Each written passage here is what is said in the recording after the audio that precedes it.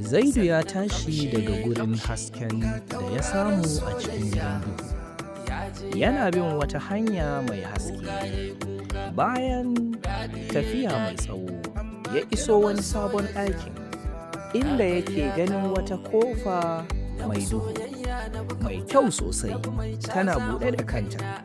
Yana jin wata sha'awa da tsoro a cikin zuciyarsa. Sai ya taka zuwa ƙofa, yana sha'awar abin da zai iya samunsa a cikin wannan sabon ɗaki.